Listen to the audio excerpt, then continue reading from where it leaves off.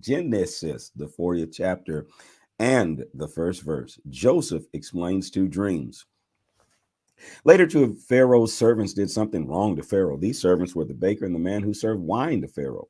Pharaoh became angry with his baker and wine servant. So he put them in the prison as Joseph. Potiphar, the commander of Pharaoh's guards, was in charge of this prison. The commander put the two prisoners under Joseph's care. Potiphar, the commander of Pharaoh's guards, was in charge of this prison, and that's the man who put Joseph in prison. All right, two men continued to stay in prison for some time. One night, both of the prisoners had a dream. The baker and the wine server each had his own dream, and each dream had its own meaning. Joseph went to them the next morning and saw that the two men were worried. He asked them, "Why do you look so worried today?" The two men answered, "We both had dreams last night, but we don't understand what we dreamed. There's no one to explain the dreams to us." Joseph said to them, "God is the only one who can understand and explain dreams. So I beg you, tell me your dreams." The wine server's dream. So the wine server told Joseph his dream. The server said, "I dreamed I saw a vine. On the vine, there were 3 branches. I watched the branches grow flowers and then become grapes.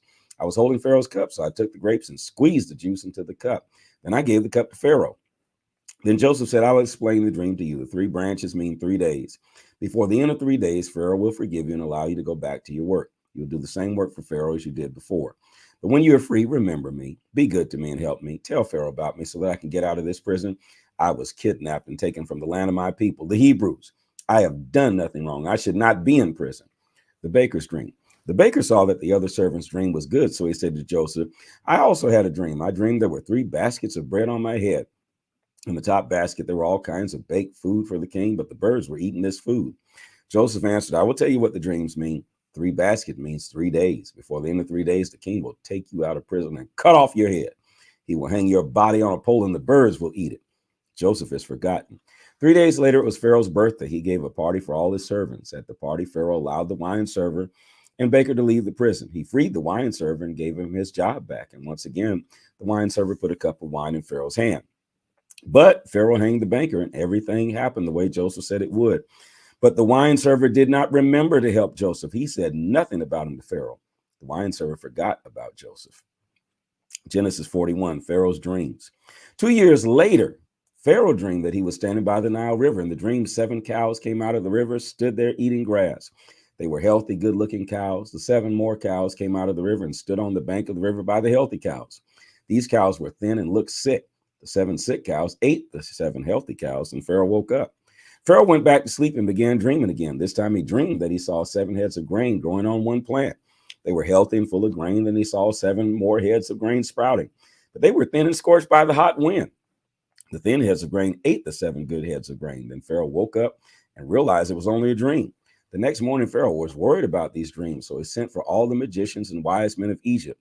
Pharaoh told these men the dreams, but none of them could explain the dreams. The servant tells Pharaoh about Joseph. Then the wine servant remembered Joseph and said to Pharaoh, "I remember something that happened to me. You were angry with the baker and me, and you put us in prison. And one night I had a dream. He and I had a dream. Each dream had different meaning. There was a young Hebrew man in prison with us. He was a servant of the commander of the guards.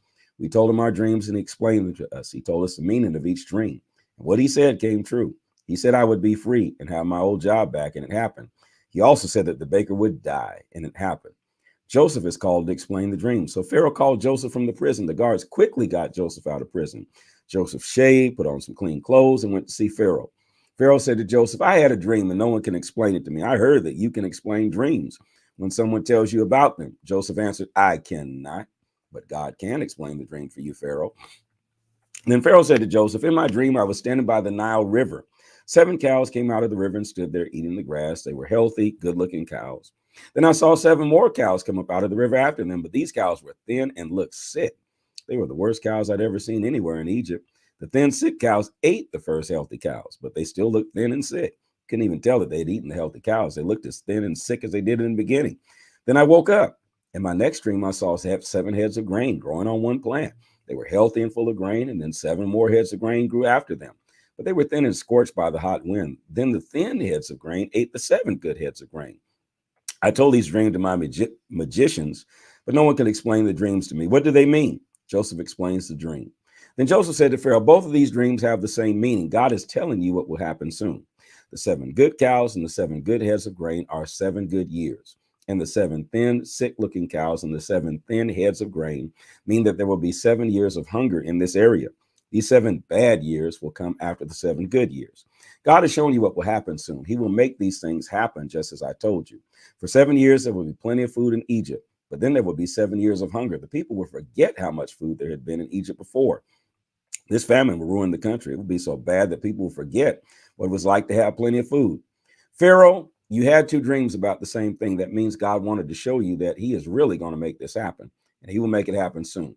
So Pharaoh, you should choose a wise, intelligent man and put him in charge of Egypt.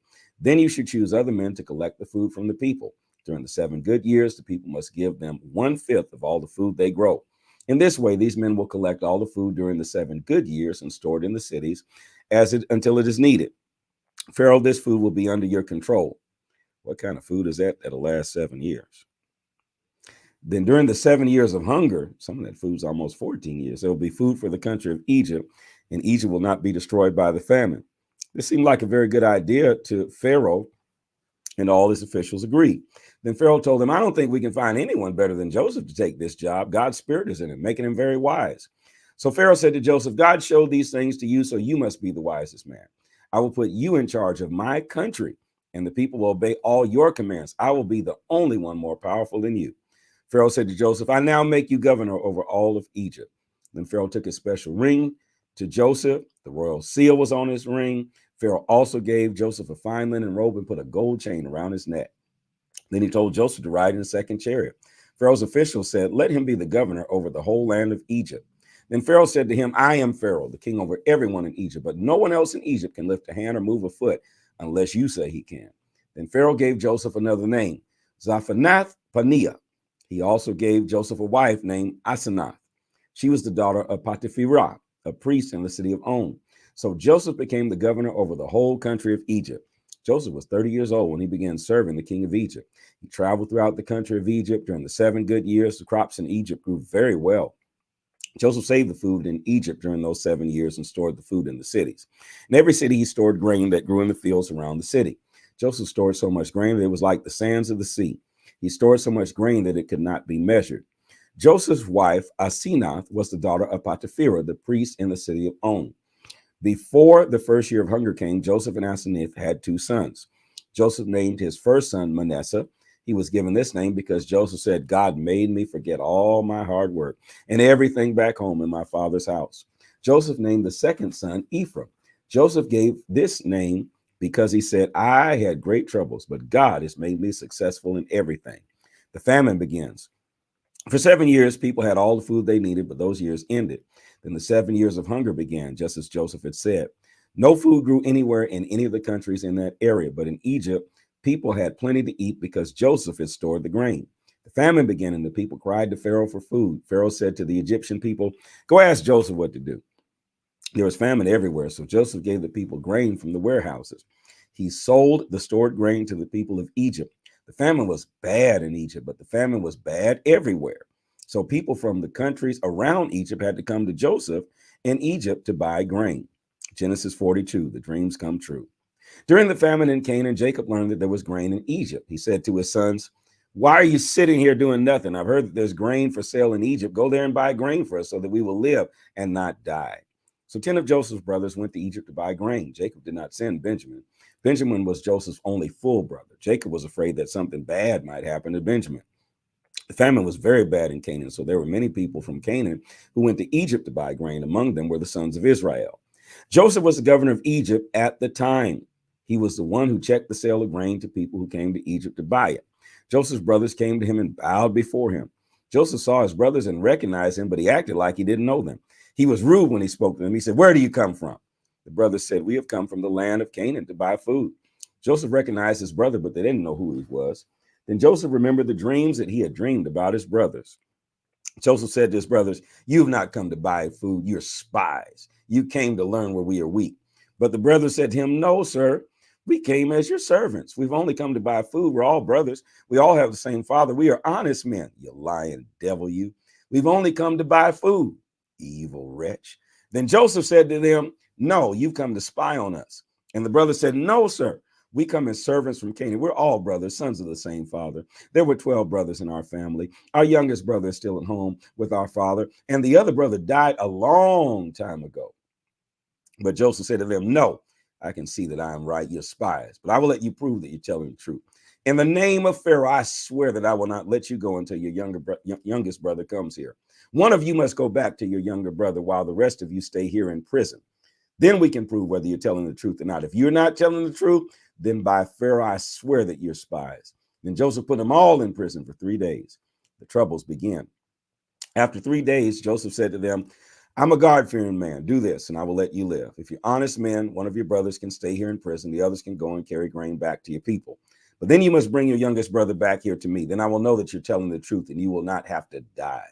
The brothers agreed to this. They said to each other, we're being punished for the bad thing we did to our younger brother Joseph. We saw the trouble he was in. He begged us to save him, but we refused to listen. So now we're in trouble. Then Reuben said to them, I told you not to do anything bad to that boy, but you refused to listen to me. Now we're being punished for his death. Joseph was using an interpreter to talk to his brothers. So the brothers did not know that he understood their language. He heard and understood everything they said, and that made him want to cry. So he turned away and left the room. When he came back, he took one of the brothers, Simeon, and tied him up while the others watched. Joseph told the servants to fill the bags with grain. The brothers had given Joseph the money for the grain, but he didn't keep the money. He put the money in their bags of grain. Then he gave them what they would need for their long trip back home. So the brothers put the grain on their donkeys and left. That night, the brothers stopped at a place to spend the night. One of the brothers opened his sack to get some grain for his donkey, and there in the sack, he saw his money. He said to the other brothers, look, here's the money I paid for the grain. Someone put the money back in my sack. The brothers were very afraid. They said to one another, what is God doing to us? How are you going to ask something like that with your old devilish self and what you did? The brothers report to Jacob. The brothers went back to their father Jacob in the land of Canaan. They told him about everything that had happened. They said the governor of the country spoke rudely to us. He thought we were spies. We told him we're honest men, you lying devils, not spies. There are 12 of us brothers, all the same father, but one of our brothers is no longer living, and the youngest is still at home with us, home with our father in Canaan. Then the governor of that country said to us, here's the way to prove that you're honest men. Leave one of your brothers here with me. Take your grain back to your families. Bring your younger brother to me. Then I will know if you're honest men or if you were sent from an army to destroy us. If you're telling the truth, I'll give your brother back to you. I'll give him to you, and he'll be free to buy grain in our country. Then the brothers started taking the grain out of the sacks, and every brother found his bag of money in a sack of grain. When the brothers and their father saw the money, they were afraid. Jacob said to them, do you want me to lose all of my children? Joseph is gone, Simeon is gone, and now you want to take Benjamin away too? But Reuben said to his father, Father, you may kill my 2 sons. You all are some messed up people in the head. Some devilish messed up people. Father, you may kill my 2 sons if I don't bring Benjamin back to you. Trust me, I'll bring him back to you. But Jacob said, I will not let Benjamin go with you. His brother is dead. He's the only son left from my wife, Rachel. It would kill me if anything happened to him during the trip to Egypt. You would send me to the grave, a very sad old man. Woo. Please place it in the comment section. This is the word of the Lord. Make sure you follow, like, share, and